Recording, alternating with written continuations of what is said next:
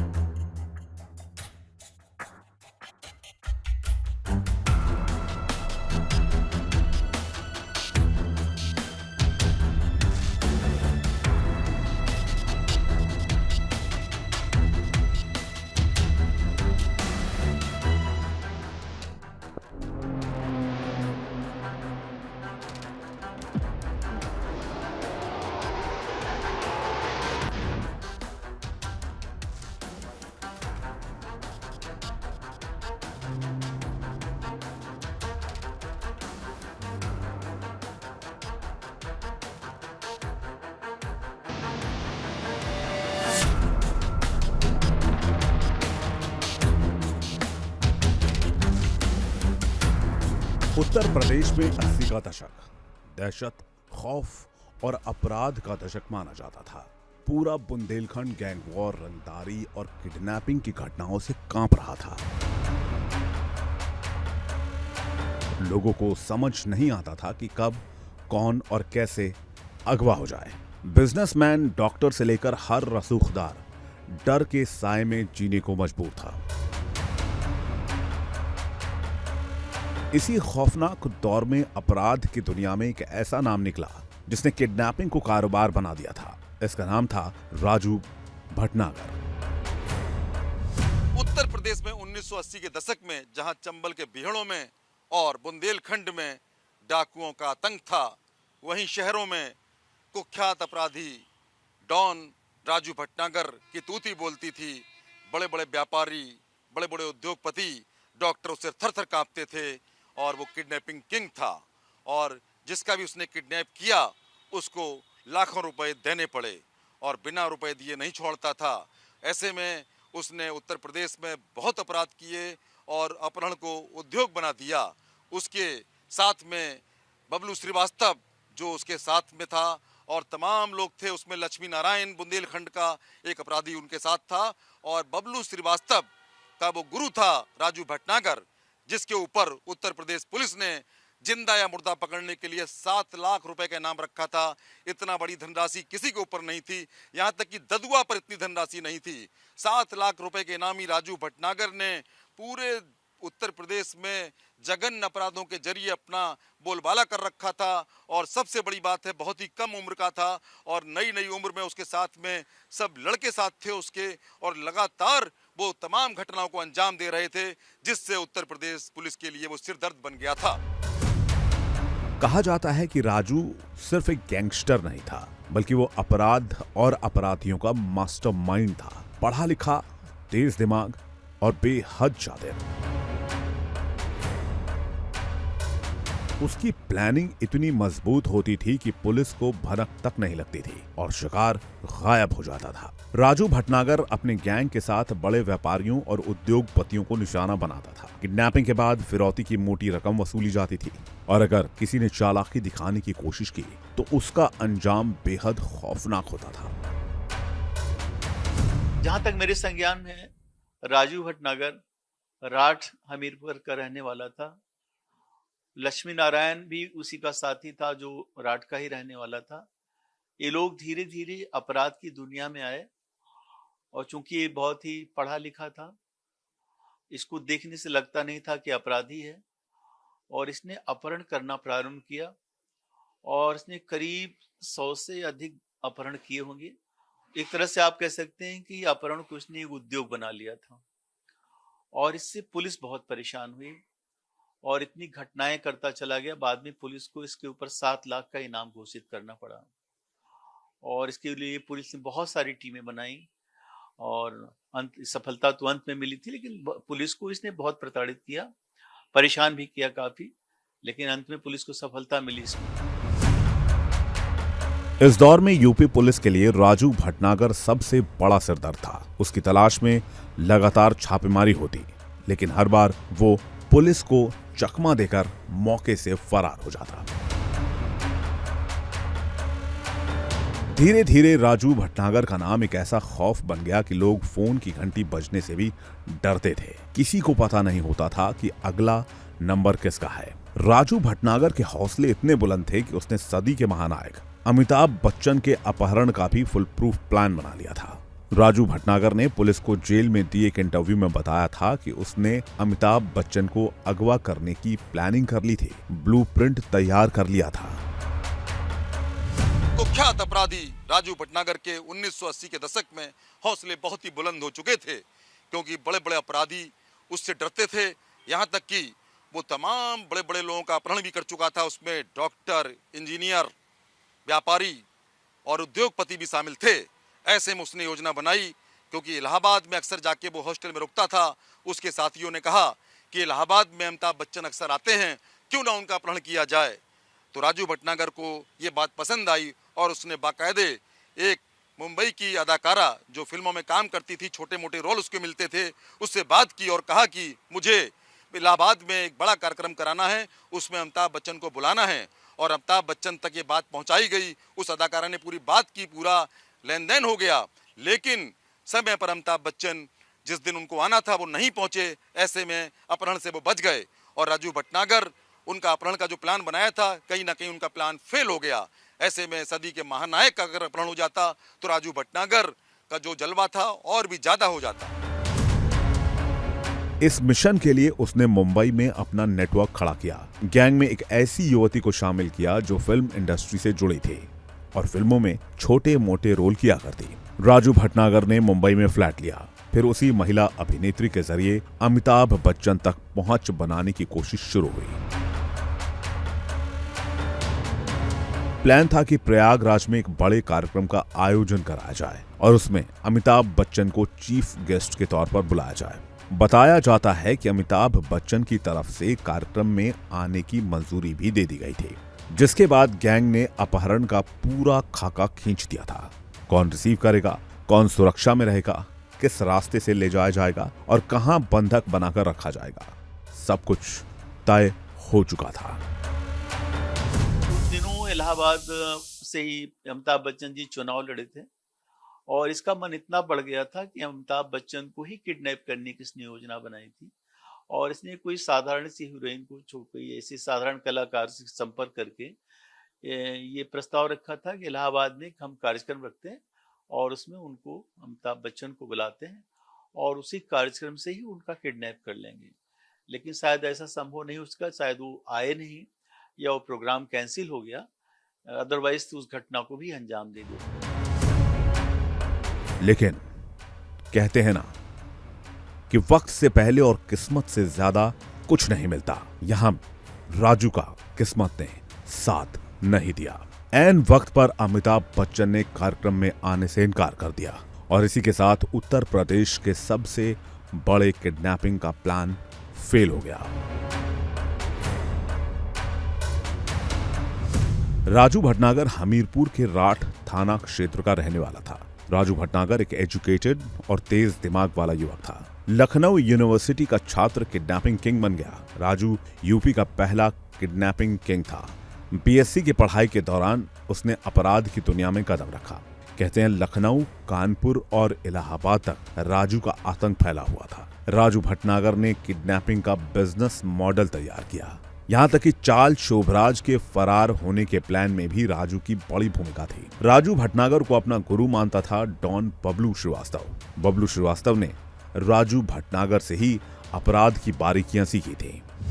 तिहाड़, वो जेल जहां से परिंदा भी पर नहीं मार सकता। लेकिन 80 के दशक में एक ऐसा अपराधी था जिसने इस किले की सुरक्षा को मजाक बना दिया। यूपी का वो किडनैपिंग किंग जिसका दिमाग पुलिस, पैरामिलिट्री और जेल प्रशासन सब पे भारी पड़ गया था। जिस तिहाड़ की दीवारें बड़े बड़े गैंगस्टर्स को तोड़ देती थी, राजू ने उसी तिहाड़ में सेंध लगा दी। पहले खुद फरार हुआ, फिर 1 साल बाद अंतर्राष्ट्रीय अपराधी चार्ल्स शोभराज को जेल से बाहर निकलवाने में मदद की। ये ऐसा है कि जब ये तिहाड़ जेल में बंद था और चार्ल्स शोभराज भी उसी तिहाड़ में, इस बीच इनके दोस्ती हो गई थी और जब ये बाहर आया तो इसने पूरा एक षड्यंत्र रचा और चार्ल्स शोभराज को तिहाड़ जेल से भगाने में भी इसका बहुत बड़ा हाथ था। और बबलू श्रीवास्तव, मतलब इसको चार्ल्स शोभराज को तो सभी जानते हैं कि वर्ल्ड क्लास का क्रिमिनल था वो, और उसको इसने बड़ी चालाकी से उसने मतलब चाक चौकन जेल, मतलब इतनी सुरक्षित जेल से भगाना एक साधारण काम नहीं है, पर इसने उसका भी अंजाम दिया। ये वही चार्ल्स शोभराज था जिसे दुनिया बिकनी किलर के नाम से जानती थी। कहा जाता है कि तिहाड़ के भीतर रहते हुए राजू ने ऐसा नेटवर्क तैयार किया जिसने जेल की सुरक्षा को अंदर से खोखला कर दिया। चार्ल्स शोभराज को सिर्फ जेल से बाहर निकालने में मदद नहीं मिली, बल्कि शहर और देश तक छोड़ने का रास्ता साफ कराया। यानी तिहाड़ की दीवारों के भीतर अपराधियों का अपना सिस्टम चल रहा था और उस सिस्टम का मास्टरमाइंड था राजू भटनागर। राजू की जुर्म की फिलॉसफी बेहद साफ थी। छोटी वारदात में रिस्क ज्यादा और कमाई कम, इसलिए शिकार हमेशा बड़ी मछली की होनी चाहिए। इसलिए वो बड़े व्यापारी, उद्योगपति, डॉक्टर और रसूखदार लोगों को निशाना बनाता।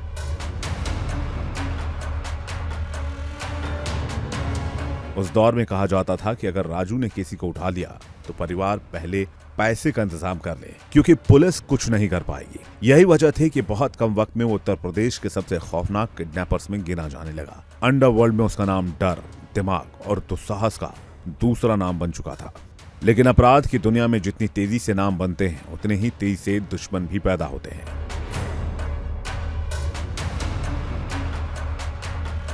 राजू भटनागर के बढ़ते आतंक ने पुलिस, प्रशासन और विरोधी गैंग्स को एकजुट कर दिया। 10 जनवरी 1988 इलाहाबाद का जॉर्ज टाउन इलाका, एक गैराज के बाहर गोलियों की आवाज गूंजी और उत्तर प्रदेश के सबसे खौफनाक किडनैपिंग गैंगस्टर्स में गिने जाने वाले राजू भटनागर का आतंक खत्म हो गया।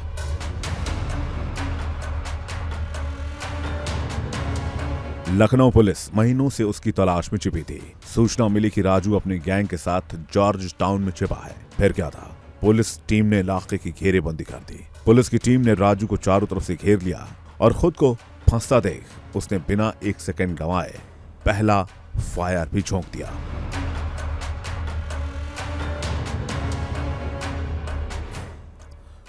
पहली गोली चलते ही गैराज के गेट पर खड़े पुलिसकर्मी ठिठक गए, क्योंकि यूपी का सबसे शातिर किडनैपर सामने था, जिसका नाम सुनकर बड़े बड़े कारोबारी कांप जाते थे। लेकिन इस बार पुलिस पीछे हटने वाली नहीं थी। जवाबी फायरिंग शुरू हुई। गोलियों के कून से जॉर्ज टाउन हिल गया। कुछ ही मिनटों में राजू भटनागर जमीन पर औंधे मुंह गिरा हुआ था। इस मुठभेड़ में उसका करीबी गैंगस्टर बबलू श्रीवास्तव घायल हो गया और गैंग के दूसरे सदस्य ब्रिजमोहन को पुलिस ने मौके से गिरफ्तार कर लिया।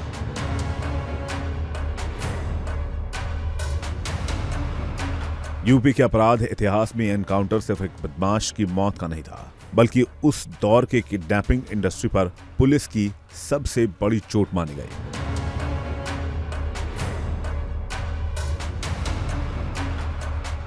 एक पढ़ा लिखा तेज दिमाग वाला लड़का जो लखनऊ यूनिवर्सिटी से निकलकर अपराध की दुनिया का मास्टरमाइंड बन गया और आखिरकार पुलिस की गोलियों से वो उसी दुनिया में दफन हो गया।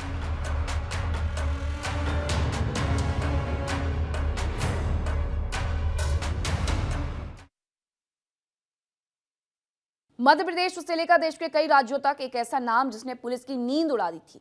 अपहरण, फिरौती, खूनी वारदातों से खौफ का साम्राज्य खड़ा करने वाला अपराधी राजू भटनागर। उसका नेटवर्क इतना बड़ा था कि बड़े कारोबारी भी उसके नाम से कांपते थे। साल 1987 में राजू भटनागर ने मध्य प्रदेश के बड़े बीड़ी कारोबारी सुखनंदन जैन का अपहरण कर पुलिस को खुली चुनौती दे डाली थी। कैसे रची गई साजिश, कैसे व्यापारी को झांसे में फंसाया गया और कैसे 22 दिन तक बंदूक के साए में कैद रहा कारोबारी, देखिए इस खास रिपोर्ट में।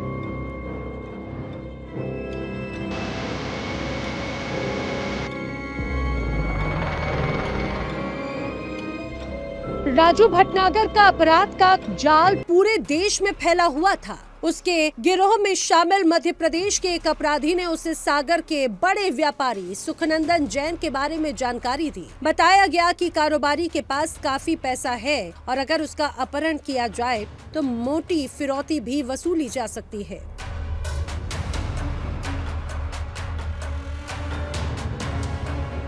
बस फिर क्या था, राजू भटनागर ने तुरंत पूरी साजिश तैयार कर डाली। राजू भटनागर ने खुद को अमित जैन नाम का बड़ा व्यापारी बताकर सुखनंदन जैन से संपर्क किया। उस दौर में मोबाइल फोन नहीं थे, इसीलिए लैंडलाइन पर हुई बातचीत में उसने लाखों रुपए के व्यापार का झांसा दिया। धीरे धीरे उसने कारोबारी का भरोसा जीता और मिलने के लिए सागर में दिन और समय भी तय कर लिया गया।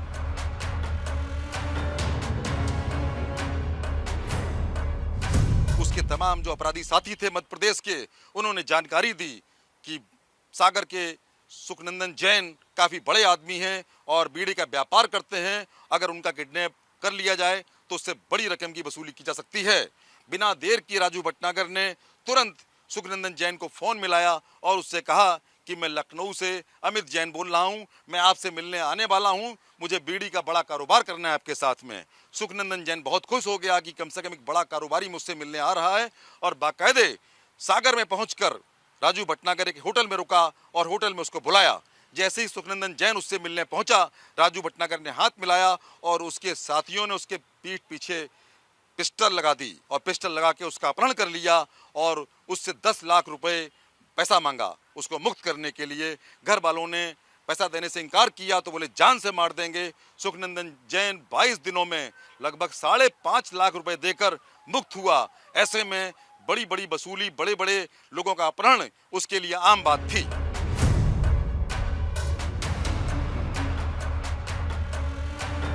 व्यापारी सुखनंदन जैन को लगा कि उसे बड़ा कारोबारी साझेदार मिल गया और इस सौदे से भारी मुनाफा होगा। अगस्त 1987 में राजू भटनागर सागर पहुंचा और होटल में मुलाकात तय हुई। सुखनंदन जैन अपनी फिएट कार से होटल पहुंचे, लेकिन उन्हें अंदाजा नहीं था कि मुलाकात उनकी जिंदगी का सबसे बड़ा डर बन जाएगी।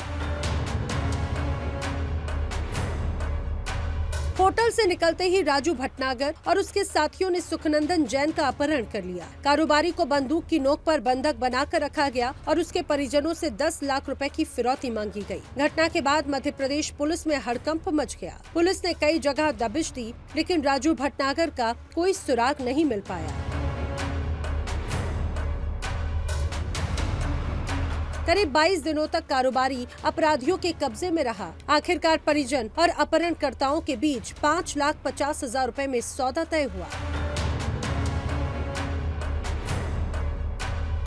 फिरौती मिलने के बाद सुखनंदन जैन को छोड़ दिया गया और वो घर वापस लौट आए। लेकिन इस घटना ने उनके मन में ऐसा खौफ बैठा दिया कि वो जिंदगी भर राजू भटनागर के खिलाफ खुलकर बोलने की हिम्मत जुटा नहीं पाए।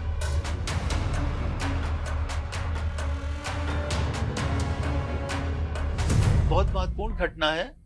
इसने काफी पूरे पुलिस प्रशासन को परेशान किया था। एक सागर डिस्ट्रिक्ट मध्य प्रदेश, वहां का एक सुखनंदन जैन बीड़ी का बहुत बड़ा व्यवसायी था।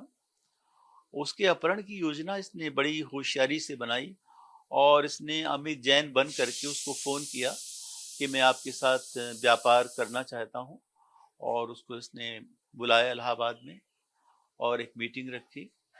और जब ये वहां पहुंचा तो चूंकि अमित जैन तो था नहीं, सीधे उसकी फीएट कार थी, इसके साथ 2 बदमाश थे। उन्होंने उसको पिस्टल लगा करके गाड़ी में बैठाया और लेके भाग गए और 10 लाख की उन्होंने फिरौती मांगी थी। और कई टीमें पुलिस की इसमें बहुत प्रयास की, पर अंत में वो 5.5 लाख रुपए दे करके वो व्यापारी छूट करके आए। राजू भटनागर अपहरण के दौरान इस्तेमाल की गई सुखनंदन जैन की फिएट कार भी अपने पास रख ली गई। बताया जाता है कि कारोबारी ने डर के कारण उस कार की शिकायत तक पुलिस से नहीं की। राजू भटनागर लंबे समय तक उसी फिएट कार से घूमता रहा और हैरानी की बात ये कि पुलिस एनकाउंटर के समय भी वही कार उसके पास मौजूद थी। राजू भटनागर का नाम उस दौर में अपराध की दुनिया का बड़ा चेहरा बन चुका था। अपहरण, फिरौती और दहशत के दम पर उसने ऐसा नेटवर्क खड़ा किया जिसने पुलिस के लिए बड़ी चुनौती पैदा कर दी।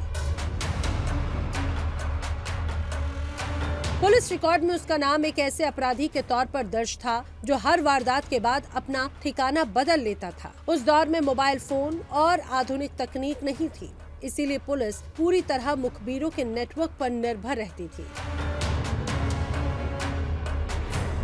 राजू भटनागर की तलाश में कई जिलों की पुलिस लगी हुई थी, लेकिन उसका नेटवर्क इतना मजबूत था कि पुलिस की हर हलचल की खबर उसे पहले ही मिल जाती थी। यही वजह थी कि पुलिस जब तक उसके बताए गए ठिकानों तक पहुंच पाती, तब तक वो वहां से फरार हो चुका था। ऐसी ही एक घटना लखनऊ के अलीगंज इलाके की है। नवीन गल्ला मंडी चौकी के तत्कालीन दरोगा A.K. उपाध्याय को मुखबिर से सूचना मिली कि राजू भटनागर विकास नगर में अपनी प्रेमिका सुनीता तिवारी के साथ किराए के मकान में रह रहा है। सूचना मिलते ही पुलिस टीम ने इलाके को घेर कर दबिश देना शुरू कर दिया, लेकिन जब पुलिस बगैर बताए मकान तक पहुंची तो वहां ताला लटका मिला। पड़ोसियों से पूछताछ में पता चला कि राजू भटनागर और सुनीता तिवारी कुछ समय पहले ही मकान खाली कर वहां से चले गए थे। पुलिस के हाथ एक बार फिर खाली रह गए। राजू भटनागर की यही चालाकी उसे पुलिस के लिए सबसे बड़ी चुनौती बना चुकी थी। वो अपने ठिकाने लगातार बदलता था और बेहद सीमित लोगों से ही संपर्क रखता था। पुलिस का मानना था कि उसके पास ऐसा मजबूत मुखबिर तंत्र था जो हर रेड से पहले उसे सतर्क कर देता था। 80 के दशक में राजू भटनागर का आतंक कई राज्यों तक फैला हुआ था। अपहरण, रंगदारी और कई संगीन वारदातों में उसका नाम सामने आता रहा, लेकिन उसकी गिरफ्तारी पुलिस के लिए लंबे समय तक पहेली बनी रही, क्योंकि राजू भटनागर सिर्फ अपराधी नहीं बल्कि पुलिस की हर चाल समझने वाला बेहद शातिर हिस्ट्री शीटर था। तारीख थी 9 जनवरी 1988 की। लखनऊ के तत्कालीन एसपी सिटी SN सिंह अपने कार्यालय में मौजूद थे। तभी उनका एक शख्स, एक खास मुखबिर बेहद अहम सूचना लेकर पहुंचा। खबर थी कि लंबे समय से पुलिस को चकमा दे रहा कुख्यात अपराधी राजू भटनागर इलाहाबाद में छिपा हुआ है। सूचना जैसे ही मिली, एसएन सिंह एक्टिव हो गए, क्योंकि राजू भटनागर उस दौर में पुलिस के लिए बड़ी चुनौती बन चुका था। एसपी सिटी एसएन सिंह ने तुरंत 12 मेंबर्स की टीम तैयार की, जिसमें डीएसपी कैसरबाग लक्ष्मीराज सिंह, दरोगा AK Upadhyay, inspector NK Singh और RP सिंह समेत कई तेज तर्रार पुलिसकर्मी शामिल थे। पुलिस की एक जिप्सी और कुछ प्राइवेट गाड़ियों से टीम रात करीब 9 बजे लखनऊ से इलाहाबाद के लिए रवाना हुई। जनवरी की कड़ाके की ठंड, ऊपर से घना कोहरा, सड़क पर विजिबिलिटी बेहद कम थी। पुलिस के वाहन धीरे धीरे आगे बढ़ रहे थे।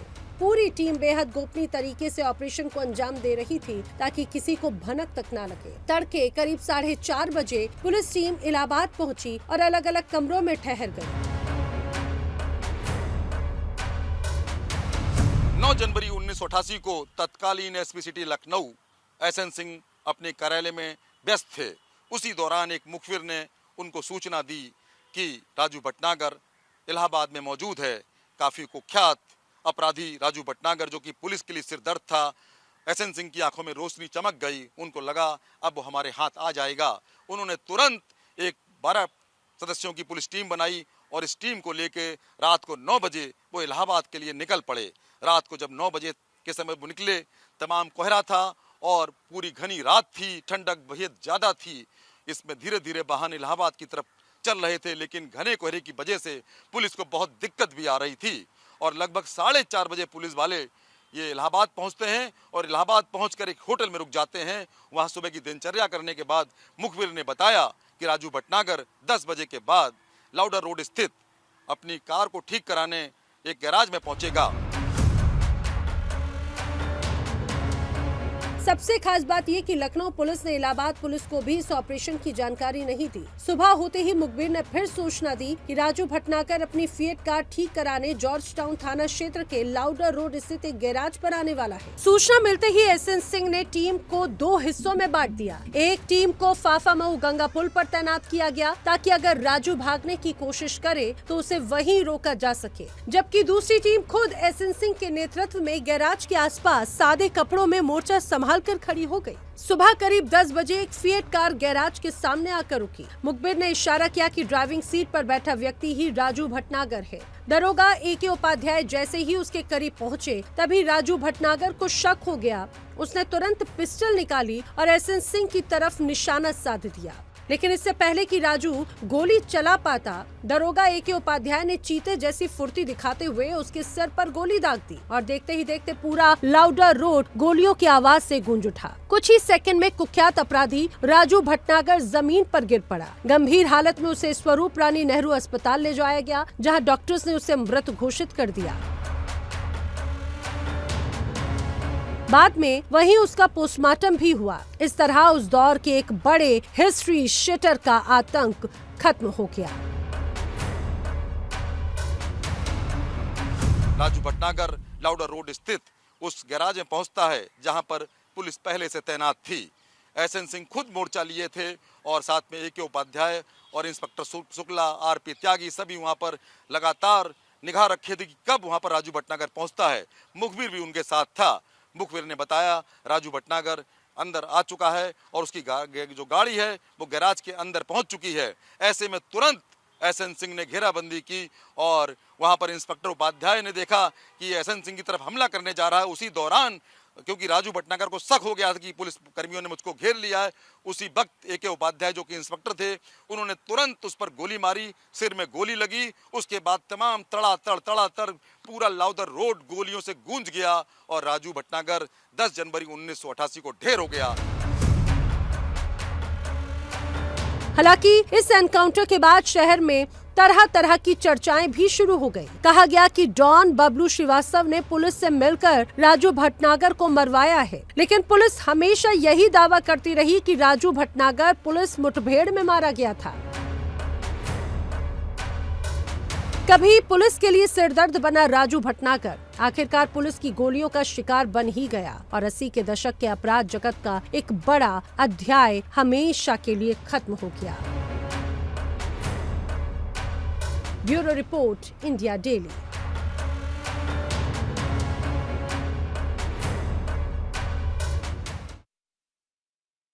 हिस्ट्री शीटर, वो नाम जिसके खौफ से इलाका कांपता था, जिसकी हर चाल कानून को खुली चुनौती देती थी। लेकिन जुर्म की दुनिया का एक उसूल हमेशा याद रखिए, अपराध चाहे कितना भी बड़ा क्यों ना हो, कानून की पकड़ से ज्यादा दूर नहीं भाग सकता। हिस्ट्री शीटर में आज के लिए मेरे साथ इतना ही। कल फिर होगी मुलाकात कुछ नई खबरों के साथ। फिलहाल वक्त एक छोटे से ब्रेक का, कहीं मत जाइएगा, खबरों का सिलसिला लगातार जारी है। इंडिया डेली अब आपके स्मार्ट टीवी पर भी मौजूद है। इंडिया डेली 24/7 आप इन सभी प्लेटफॉर्म पर लाइव देखें। नमस्कार।